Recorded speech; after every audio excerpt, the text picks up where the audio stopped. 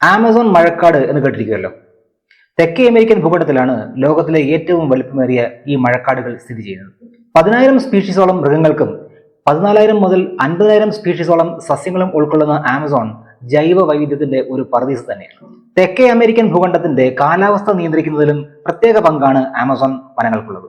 Amazon മഴക്കാടുകളിലെ സസ്യങ്ങളിൽ ഭൂരിഭാഗവും സപുഷ്പികളാണ്, അതായത് പൂക്കൾ ഉണ്ടാകുന്ന തരം ചെടികളാണ് എന്നർത്ഥം. ശാസ്ത്രീയമായി ഇവയ്ക്ക് പറയുന്ന പേര്, അതായത് പൂക്കൾ ഉണ്ടാകുന്ന സസ്യങ്ങൾക്ക് പറയുന്ന പേര് ആൻജിയോസ്പേമുകൾ എന്നാണ്. ഈ ആൻജിയോസ്പേമുകൾ, അതായത് പൂക്കൾ ഉണ്ടാകുന്ന സസ്യങ്ങളാണ് ആമസോൺ മഴക്കാടിനെ ജൈവ സമ്പത്തിന്റെ ഒരു കലവറയാക്കി മാറ്റും. ഉയരമേറിയ വൃക്ഷങ്ങളുടെ ഇലച്ചാർത്ത് കൊണ്ട് വെളിച്ചം കടക്കാത്ത ആമസോൺ വനത്തിന്റെ ഇരുണ്ട ഭാഗങ്ങളിൽ പോലും നിരവധി ജീവജാലങ്ങൾ അധിവസിക്കുന്നുണ്ട്. പക്ഷേ കോടിക്കണക്കിന് വർഷങ്ങൾക്ക് മുമ്പ് ആമസോൺ ഇങ്ങനെ ആയിരുന്നില്ല എന്നാണ് പഠനങ്ങൾ പറയുന്നത്. ആ കാലത്ത് ആമസോൺ വനങ്ങളിൽ കാണപ്പെട്ടിരുന്ന സസ്യങ്ങളിൽ പകുതിയിലധികവും പൂക്കൾ ഉണ്ടാവാത്ത തരം കോണിഫർ മരങ്ങളായ ഫിർ, സ്പ്രൂസ്, അതുപോലെ തന്നെ സൈക്കസ്, സൈപ്രസ് മുതലായവ ഉൾപ്പെടുന്ന ജിംനോസ്പേമുകളും അതുപോലെ തന്നെ ഫേൺ, അതായത് പന്നൽ ചെടികളും ആയിരുന്നു. ദശലക്ഷക്കണക്കിൽ വർഷം ഈ രണ്ടു തരം സസ്യങ്ങളും, അതായത് ആൻജിയോസ്പേമുകളും ജിംനോസ്പേമുകളും ചേർന്നായിരുന്നു ആമസോൺ വനത്തിന്റെ സന്തുലിതാവസ്ഥ പരിപാലിച്ചു പോന്നിരുന്നത്. അങ്ങനെയെങ്കിൽ എന്നായിരിക്കും ലോകത്തിലെ ആദ്യത്തെ പൂവ് വിരിഞ്ഞിട്ടുണ്ടാവുക? ഇന്ന് നാം കാണും പോലെ, നമുക്കറിയും പോലെ ആമസോൺ വനങ്ങളിൽ സപുഷ്പികളായ സസ്യങ്ങളുടെ എണ്ണം മറ്റുള്ളവയിൽ നിന്നും കൂടുതലാവാനുണ്ടായ സാഹചര്യം എന്തായിരിക്കും? എത്ര കാലം കൊണ്ടായിരിക്കും ഇത് നടന്നിട്ടുണ്ടാവുക? ഈ മാറ്റം ഒരൊറ്റ ദിവസം കൊണ്ട് തുടങ്ങിയതാണെന്ന് പറഞ്ഞാൽ നിങ്ങൾ വിശ്വസിക്കുമോ? ഒരു കൂട്ടം ജീവികളുടെ വിധി നിർണ്ണയിക്കപ്പെട്ട ദിവസം കൂടിയായിരുന്നു അത്. വിശദമായിട്ട് നോക്കാം. നമസ്കാരം. ചെറുതല്ല കാര്യത്തിന്റെ പുതിയ വീഡിയോയിലേക്ക് എല്ലാവർക്കും സ്വാഗതം.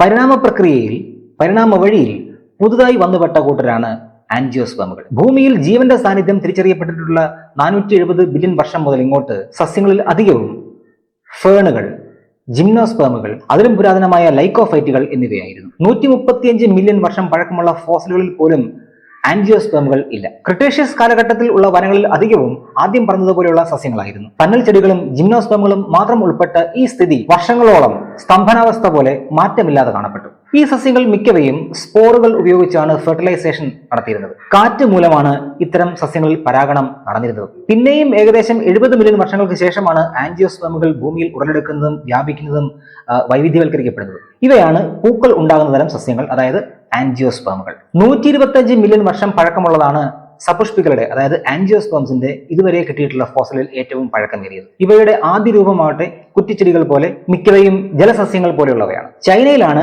ഇപ്പോഴത്തെ നമ്മുടെ അറിവ് വെച്ച് ആദ്യമായി പൂ വിരിഞ്ഞത് എന്ന് പറയാം. കാരണം നേരത്തെ പറഞ്ഞ ഫോസിൽ കിട്ടിയത് വടക്കൻ ചൈനയിൽ നിന്നാണ്. ആർക്കൈഫ്രൂക്ടസ് ലൈനോഡിജൻസിസ് എന്നാണ് ഈ ഫോസിലിന് കൊടുത്തിരിക്കുന്ന പേര്. പൂക്കളും പഴങ്ങളും ഉണ്ടാകുന്ന ഒരു സസ്യമാണ് നിങ്ങൾ നോക്കുന്നതെങ്കിൽ നിങ്ങൾ കണ്ടുകൊണ്ടിരിക്കുന്നത് ഒരു ആൻജിയോസ്പേം സസ്യത്തെയാണെന്ന് മനസ്സിലാക്കുക. ഇത്തരം സസ്യങ്ങൾ വിത്ത് അവരുടെ പഴങ്ങൾക്കുള്ളിൽ ഒളിച്ചു വെക്കുകയാണ് ചെയ്തത്.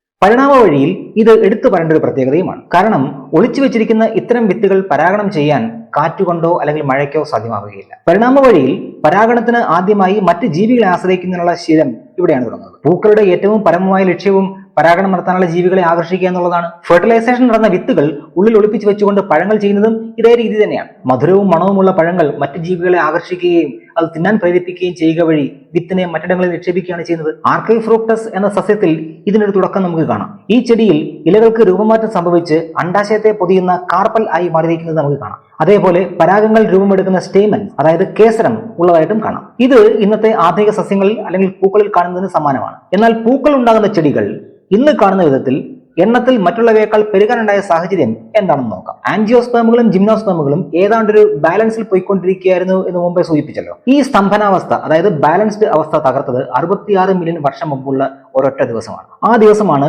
ഭൂമി ഒരു കൂറ്റൻ ഉൽക്കയുമായി കൂട്ടിയിടിക്കുന്നത്.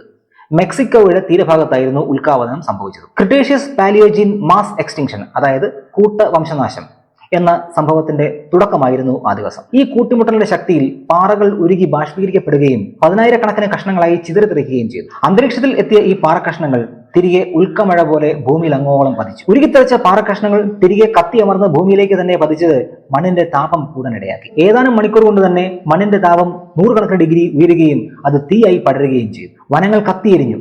സസ്യങ്ങളിൽ ഭൂരിഭാഗവും വെന്ത് വെണ്ണീറായി. ഈ അവസ്ഥ ഏതാണ്ട് 1 വർഷത്തോളം തുടർന്നുവെന്ന് കരുതപ്പെടുന്നുണ്ട്. ഈ ദുരന്തം അതിജീവിച്ച ജീവജാലങ്ങൾ അതിജീവനത്തിനായി പെടാപ്പാട് പെട്ടു. തീയിൽ നിന്ന് രക്ഷപ്പെട്ട സസ്യങ്ങളാവട്ടെ സൂര്യപ്രകാശം കിട്ടാതെ വലഞ്ഞു. കാരണം പുകയും ചാരവും കൊണ്ട് അന്തരീക്ഷം മൂടിയതിനാൽ സൂര്യപ്രകാശം ഭൂമിയിൽ എത്തുന്നുണ്ടായിരുന്നില്ല. ദിനോസറുകളാണ് ഇതുകൊണ്ട് ഏറ്റവും അധികം ബാധിക്കപ്പെട്ട ജീവികൾ. ശരീരവലുപ്പത്തിന് ആവശ്യമായ ഭക്ഷണം അവർക്ക് ലഭിക്കുന്നുണ്ടായിരുന്നില്ല.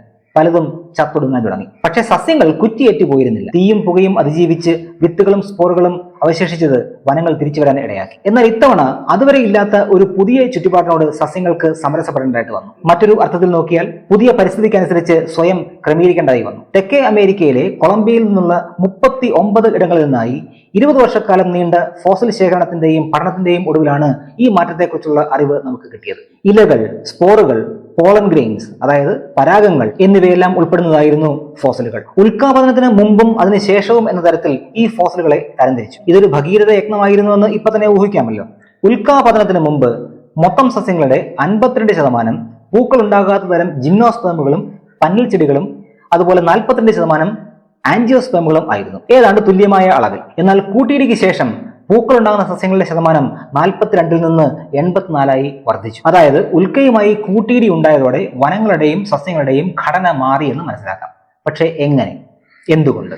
ദശലക്ഷക്കണക്കിന് വർഷങ്ങളായി ആൻജിയോസ്പേമുകളും ജിംനോസ്പേമുകളും മെയിൻറ്റെയിൻ ചെയ്തിരുന്ന ഈ ഒരു ബാലൻസ് എങ്ങനെ മാറ്റപ്പെട്ടു? ഒരു വിശദീകരണം ഇപ്രകാരമാണ്. ഉൽക്കയുമായി കൂട്ടിയിടിച്ചു കഴിഞ്ഞപ്പോൾ വനങ്ങൾ കത്തിച്ചാമ്പലായി എന്ന് പറഞ്ഞല്ലോ. ഈ ചാരം ഭൂമിയിൽ തിരികെ അടിഞ്ഞു.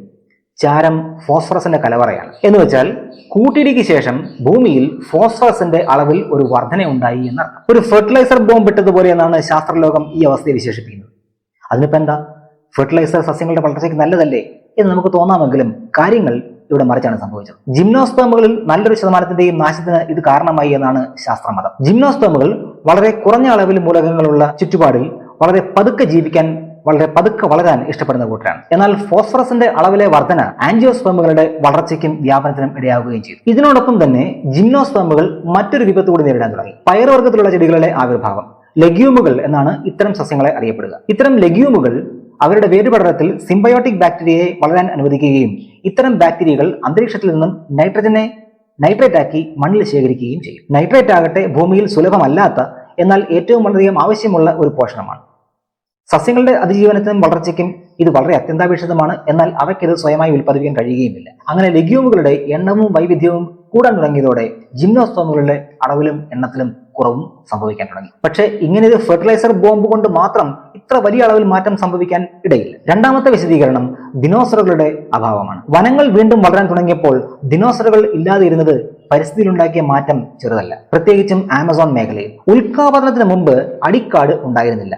വലിയ മരങ്ങൾക്ക് താഴെ വളരുന്ന കുറ്റിച്ചെടികളെയും മറ്റുമാണ് അടിക്കാട് എന്ന് സൂചിപ്പിക്കുന്നത്. ഈ അടിക്കാട് അന്ന് ഉൽക്കാപതനത്തിന് മുമ്പുള്ള വനങ്ങളിൽ ഉണ്ടായിരുന്നില്ല. ഭീമാകാരന്മാരായ ദിനോസറുകൾ നടന്നു പോകുന്ന വഴി ചവിട്ടി വലിച്ചും തിന്നുമെല്ലാം ചെറിയ സസ്യങ്ങളുടെ വളർച്ച തടയുമായിരുന്നു. ഉയരമുള്ള മരങ്ങളിൽ നിന്ന് ഇലകൾ തിന്നുക വഴിയും ഭൂമിയിൽ സൂര്യവെളിച്ചം വീഴാൻ ഇടയാകുമായിരുന്നു. ഇങ്ങനെ അടിക്കാടുകൾ ഇല്ലാത്ത തുറന്ന സൂര്യപ്രകാശം ധാരാളം വീഴുന്ന ഇടങ്ങളിലാണ് ജിംനോസ്പേമുകളും പന്നൽ ചെടികളും വളർന്നിരുന്നത്. വാസ്കുലർ ടിഷ്യൂസിന്റെയും കാർബൺ ഐസോട്ടോപ്പുകളുടെയും താരതമ്യ പഠനവും ഈ സിദ്ധാന്തത്തിന് പിൻബലം കൊടുക്കുന്നുണ്ട്. അതായത് കൂട്ടിയിടിക്ക് മുമ്പ് കൂടുതൽ വെളിച്ചം കടക്കുന്ന തുറന്ന വനങ്ങളായിരുന്നുവെന്നും പൂക്കൾ ഉൽപ്പാദിപ്പിക്കാത്ത തരം സസ്യങ്ങളായിരുന്നുവെന്നും അതിനുശേഷം ഇടതൂർന്ന സപുഷ്പികളായ മരങ്ങളുള്ള അല്ലെങ്കിൽ പൂക്കൾ ഉണ്ടാകുന്ന മരങ്ങളുള്ള നിബിഡ വനങ്ങൾ രൂപപ്പെട്ടു എന്ന സിദ്ധാന്തം. ഇത്തരം ഇടതൂർന്ന വനങ്ങളിൽ ആൻജിയോസ്പേമുകൾക്ക് ജിംനോസ്പേമുകളെക്കാൾ മികച്ച മേൽക്കൈ കിട്ടുകയും അവർ എണ്ണത്തിലും വൈവിധ്യത്തിലും വർദ്ധിക്കുകയും ചെയ്തു. ഇതോടുകൂടി അതുവരെ ഇല്ലാതിരുന്ന ഒരു പുതിയ പരിണാമഘട്ടത്തിലേക്ക് സസ്യങ്ങളും ജന്തുക്കളും മാറ്റപ്പെട്ടു. ആൻജിയോസ്പേമുകളിൽ അതായത് പൂക്കൾ ഉണ്ടാകുന്ന സസ്യങ്ങളിൽ ഉണ്ടായ